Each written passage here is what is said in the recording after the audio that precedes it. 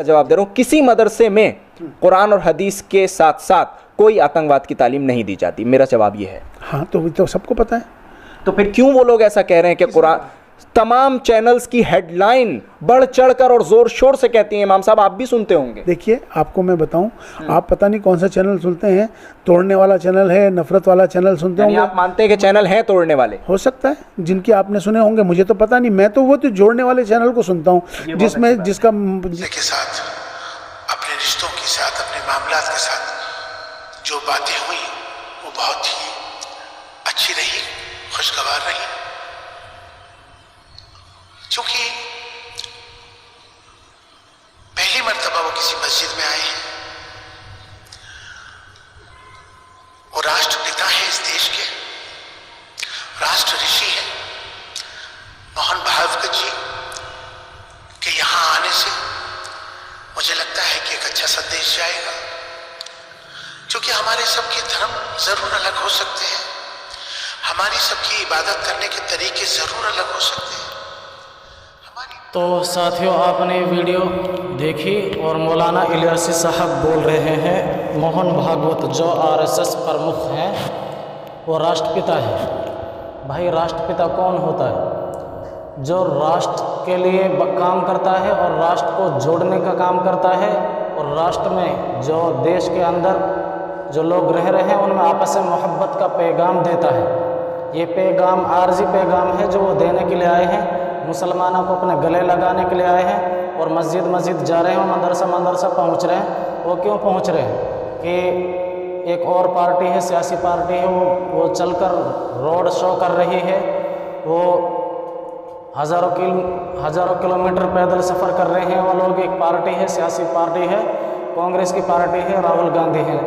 वो लोग सफ़र कर रहे हैं, घर घर जाकर भारत जोड़ो यात्रा शुरू कर रहे हैं, और ये यहाँ जाकर मुसलमानों से जोड़ पैदा कर रहे हैं। तो ये तो हो गई सियासत। जो घर घर जा रहा है उसकी सियासत में दम होना चाहिए ना, इसकी सियासत में दम नहीं है मोहन भागवत की में। और मौलाना ने साफ साफ कह दिया कि मोहन भागवत राष्ट्रपिता है। कैसे भाई राष्ट्रपिता? राष्ट्र के लिए क्या किया है उसने? क्या ही किया है उसने? राष्ट्र के लिए कुछ नहीं किया, सिर्फ दंगा फसाद फैलाने के लिए, और अपने उन लोगों को, अपने उनको चेलों को तैयार कर रहा है, लोगों को भड़काने के लिए, और एक कौम को टारगेट करने के लिए, एक कम्युनिटी को टारगेट करने के लिए, एक ख़ास विशेष धर्म को टारगेट करने के लिए। कि कहीं तो कहते हैं कि इस देश के अंदर मुसलमानों के लिए कोई जगह नहीं है, फिर उस वक्त कहाँ है?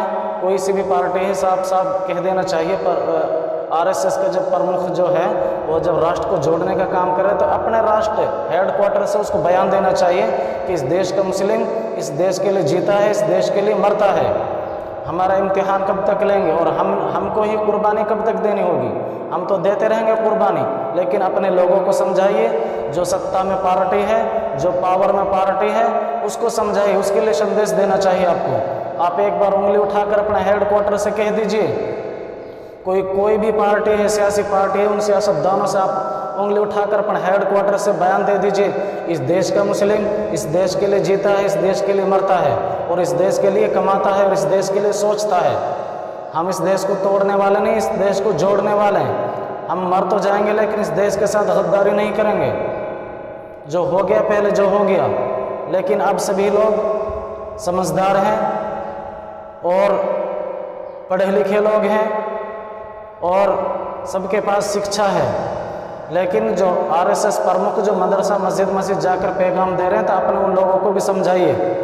कितने मुस्लिम लोगों की मॉब लिंचिंग हुई है, कितने मुस्लिम घरानों को बिल्डोजर से तोड़ा गया है, और आज की तारीख में मदरसा का सरवा चल रहा है। तो आप कह दीजिए मदरसा, आप मस्जिद में गए, मदरसे में भी गए, तो आपको ये कह देना चाहिए कि क्यों भाई सियासतदान जो है, गवर्नमेंट जो है, क्यों मदरसों का सर्वे करवा रही है। तो आप कहिए ना, हम भी मदरसे में गए हैं कि हमें तो मदरसे में कुछ नहीं मिला, हमें तो मदरसे में सादगी और सादा जो लोग हैं वही मिले हैं।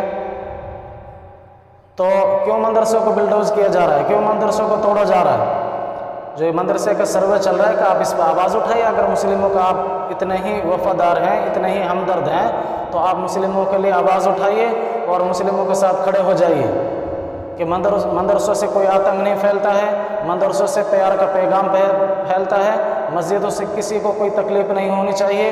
ये धार्मिक स्थल हैं, हर एक मज़हब के धार्मिक स्थल होते हैं। हिंदुओं के मंदिर हैं तो हमारी मस्जिद हैं, हमारी मस्जिद में आप आ गए तो कोई बुराई नहीं, अच्छाई है और अच्छाई का पैगाम आपने दिया है। लेकिन आपको ये पैगाम बरकरार रखना चाहिए पहले से ही।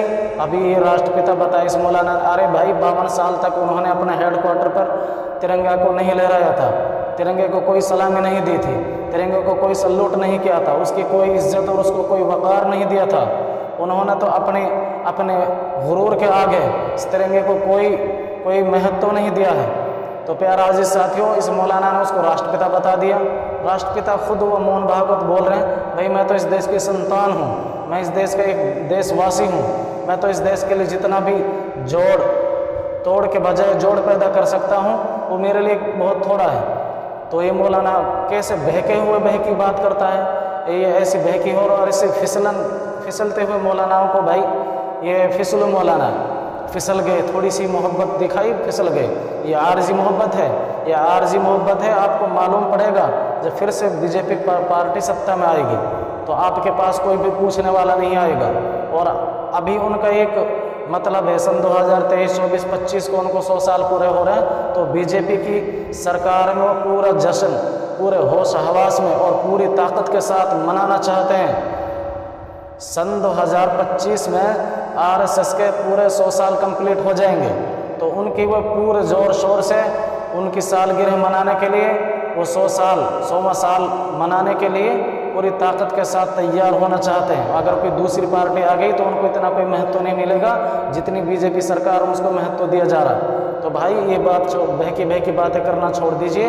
मौलाना ये आपसे आर्जी तौर पर मिलने आए हैं, ये अगर आपको मोहब्बत का पैगाम देना चाहते हैं अपने हेड क्वार्टर से सियासी पार्टियों को और सियासतदानों को ललकार कर कह दें। इसको कहना चाहिए कि हर मुसलमान इस देश का वफादार है और मुसलमानों पर शक करने की कोई ज़रूरत नहीं है। इसको ये ऐसा कुछ बयान देना चाहिए बजाय मुस्लिम धर्मों और धर्म स्थलों पर आने के, मदरसों में जाने के बजाय इसको अपने हेड क्वार्टर से मैसेज देना चाहिए, अपने लोगों को समझाना चाहिए। हम अगर हमारा दाढ़ी टोपी हमको देख लें, हमें मालूम है हमारे कितने गरीब लोग हिंदू मोहल्ले में फेरी करने के लिए कुछ सामान खरीद फरोख्त करने के लिए जाते हैं, उनको मारा जाता है, पीटा जाता है। इनको आप बोलिए, आप ऐसा प्यार का पैगाम दीजिए, कोई भी हिंदू मुस्लिम की बस्ती में आए कोई उसको परेशानी नहीं होनी चाहिए, कोई भी मुस्लिम हिंदू के इलाका में जाए कोई उसको परेशानी नहीं होनी चाहिए, सेफ रहना चाहिए। इस दौर में और इस सरकार में यही देखने को मिला है कि कहीं मुस्लिम फंस गया तो वहाँ हिंदुओं ने उस पर हमला कर दिया। और आपने ये नहीं सुना होगा कि कहीं हिंदू मुस्लिम की बस्ती में फंस गया और उसको मारा पीटा हो। ये आप बिल्कुल आगे तक भी नहीं सुनेंगे और आपने अब भी नहीं सुना होगा। तो हम तो यही कहते हैं कि राष्ट्रपिता तो एक ही है, पिता होता है एक, और उसको हमने पहले ही बना लिया 70 साल पहले, वो है महात्मा गांधी। महात्मा गांधी जिंदाबाद।